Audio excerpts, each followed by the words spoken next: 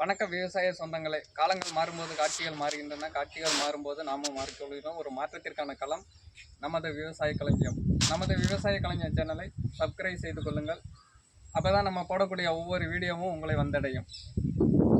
முழு வீடியோ பார்த்து பயன்படுத்த வாங்க வீடியோக்குள்ளே போகலாம். இன்று காய்கறி விதைகளை எப்படி உற்பத்தி செய்வது பற்றி ஒரு சிறிய வீடியோ பதிவு தான். நம்ம வீட்டில் கிடைக்கக்கூடிய தேங்காய் எடுத்துக்கிறோம். தேங்காயானது உரிக்கும் போது அந்த உரியா மட்டையிலிருந்து நமது விதைப்பு செய்வதை பற்றி பார்க்கலாம். இப்போ இந்த தேங்காய் எடுத்துக்கிறோம். இதில் உள்ள மட்டையானது உரிக்கப்படும் போது இதே போல் உங்களுக்கு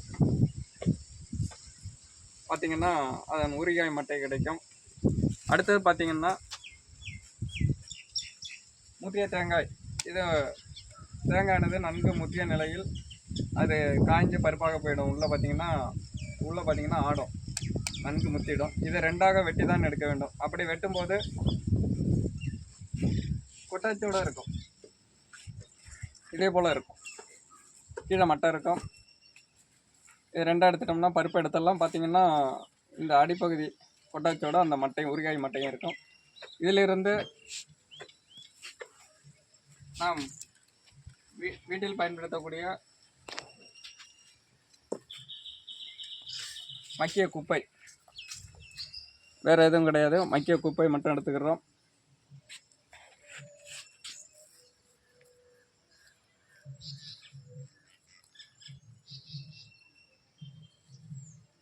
மக்கிய குப்பை ஒரு பிடி அளவு இருந்தால் போதும்.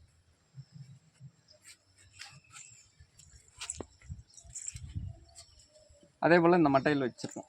அந்த கொட்டாங்கச்சி நிரம்புகிற அளவுக்கு எடுத்துக்கிறோம். எடுத்த பிறகு தற்போது நன்கு ஊற வைக்கப்பட்ட விதை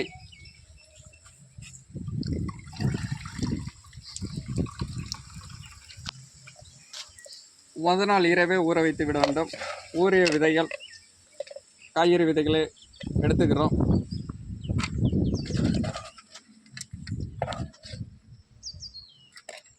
இதில் பார்த்திங்கன்னா அவரை, பாகல், சுரை, நீங்கள் எந்த காய்கறி விதைனாலும் எடுத்துக்கலாம். ஒரு எளிமையான உற்பத்தி முறை தான். நம் வீட்டில் கிடைக்கக்கூடிய தேங்காயின் உருவ மட்டையிலிருந்து நாம் இதை எப்படி விதைப்பு செய்திடலாங்கிறத பார்த்துடலாம். அப்படியே இப்போ மண் நிரப்பப்பட்ட அந்த மட்டையில் லேசாக தண்ணி எடுத்துக்கிறோம். தண்ணி தெளிச்சிக்கணும்.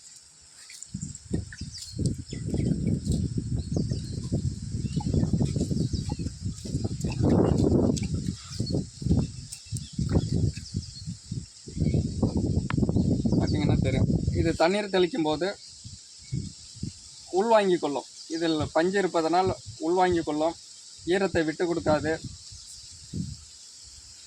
மாடி தோட்டம் வைத்திருப்பதற்கு இது ஒரு சிறந்ததாக இருக்கும்.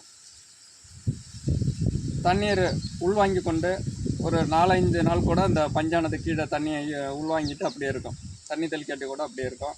மாடி தோட்டம் வைத்திருப்பவர்களுக்கு ரொம்ப பயனுள்ளதாக இருக்கும் இந்த தேங்காய் மட்டையில் விதைப்பு செய்வது. நீங்கள் அப்படியே இந்த ஃபுல்லாகவே அப்படியே ஒரு பாக்ஸ்லேயோ இல்லை மரப்பெட்டியோ பிளாஸ்டிக் டப்பியோ இல்லை பிளாஸ்டிக் கவர்லேயோ இதை அப்படியே இந்த குடுவோட பதிச்சிடலாம். அப்படியே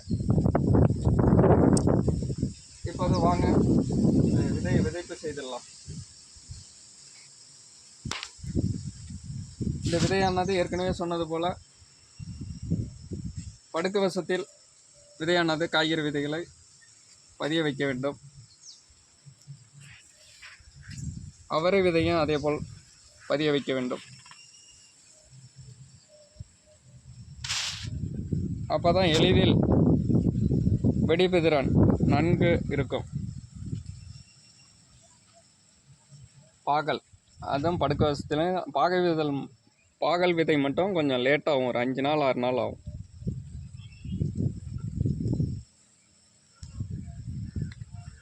எல்லா விதைகளையும் படுக்கவசத்தில் ஒரு பதிஞ்சா போதும்.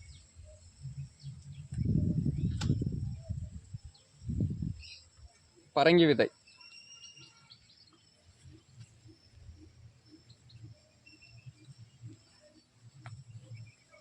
இப்படி எல்லா விதைகளையும் பதிய வச்சிடுறோம்.